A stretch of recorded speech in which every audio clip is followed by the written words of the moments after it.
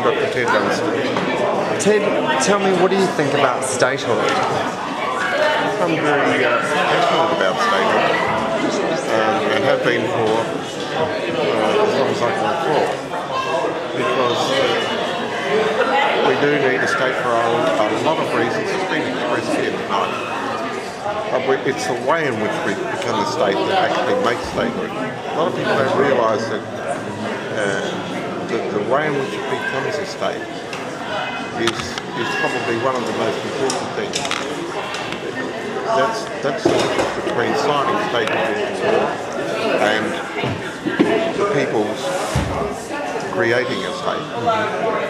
Because once that's done, it's then called constitutionalism. That's the secret. And I think that people are involved in it about somehow have a way or at least a view on it, some involvement in making it, then you can say that the sovereign expression of people is obtained. Now, having said that, it's a bit like having a salad in its right proportions, namely a Waldorf salad. You've got the walnuts and the ingredients. If you don't get the ingredients right,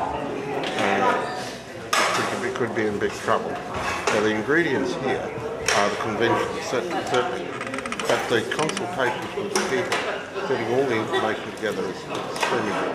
That's where these roadshows are extraordinarily important. Ted, what do you think should be in a new constitution? Well, I think this time there should be a Bill of Rights, or at least rights that they took out last time. What do you think should be a part of that?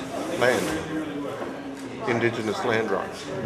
I think that the Indigenous people were hard done by at the last occasion, insofar as they were just ripped out of the draft constitution. Now they are not going to vote for a state unless they are assured, guaranteed, of certain rights, which they believe are inalienable.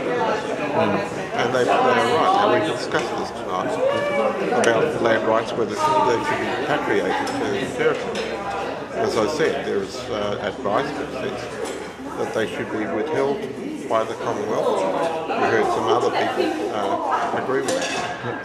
And I think that is one aspect. There was also another aspect that appeared last time. There was the spectre of us becoming a republic at the same time. So there were two sets of provisions which had to be prepared. And this time, I'm not quite sure whether we have to go for, on the basis of a republic coming up by 2010.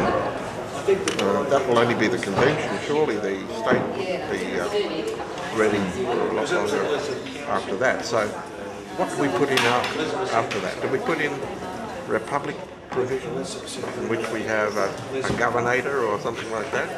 Or do we have the same situation as we have now? Being a new constitution, we have a unique opportunity to write new things into it. And that's why when a whole lot of provisions came up from overseas, like the American Second and 14th Amendments, I was absolutely astounded. I don't think that we would go that far, but we need to look at local requirements, and particularly of Indigenous people. Tell me, do you have any other thoughts that you'd like to share tonight? Yes, I do. We need to put that to a referendum, of course, of the territory people. But I think one of the chairpersons tonight mentioned that Section 121 of the Constitution allows an act, or 124 I think requires a referendum to entrench it. In between is the making of the Constitution, which is, or the state, which is in 123. It's Part 5 of the Australian Constitution. Now, unless it is entrenched by a federal referendum, it can still be rescinded. That's right. That's the big problem. And so if that is addressed at some stage, I also mentioned, of course, the question of senators on federal representation.